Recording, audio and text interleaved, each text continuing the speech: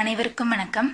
இந்த வீடியோவில் ஆரம்பத்திலேயே சளி, இருமல், காய்ச்சல், அஜீரண கோளாறுகள் அதெல்லாம் நம்ம எப்படி விரட்டி அடிக்கலாம் அப்படின்றத பற்றி பார்க்கலாம்.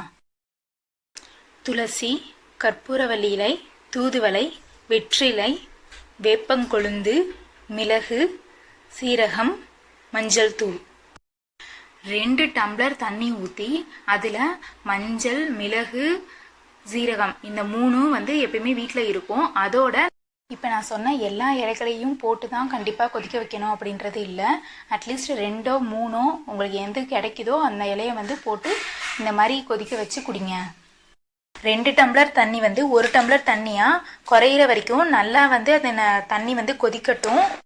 இப்போ வடிகட்டி அந்த தண்ணியை மட்டும் எடுத்துக்கோங்க. இந்த மாதிரி அந்த கொதிக்க வச்ச தண்ணியை ஆவி பிடிச்சா கூட அந்த சுவாசம் மூலமாக அது உள்ளே போகும்போது நம்ம உடலும் புத்துணர்ச்சியாக இருக்கும். ஆரம்பத்திலே சளியோ, இருமலோ, காய்ச்சலோ இருக்குது அப்படின்னு நமக்கு தெரிஞ்சாலே இந்த மாதிரி கஷாயம் பண்ணி ஒரு தொடர்ந்து 3 நாளைக்கு கொடுத்துட்டு வாங்க. நம்ம உடலில் நோய் எதிர்ப்பு சக்தியும் அதிகமாகும். இந்த மாதிரி பிரச்சனைகள்ல இருந்து கண்டிப்பாக நம்ம உடலை பாதுகாத்துக்கலாம். முக்கியமாக குழந்தைங்களுக்கு இந்த மாதிரி வாரத்துக்கு 2 தடவையாச்சும் செஞ்சு கொடுங்க. இந்த மாதிரி செய்கிறனால அவங்க நோய் எதிர்ப்பு சக்தி அதிகமாகும். காய்ச்சலோ சளியோ வராமல் தடுக்கலாம். ஓகே வியூவர்ஸ், இந்த வீடியோ உங்களுக்கு பிடிச்சிருந்துச்சுன்னா லைக் பண்ணுங்கள், சப்ஸ்கிரைப் பண்ணிவிட்டு பக்கத்தில் இருக்க பெல் ஐகானையும் கிளிக் பண்ணுங்கள். அப்போ தான் நான் போடுற நெக்ஸ்ட் வீடியோஸும் உங்களுக்கு வரும். தேங்க்யூ.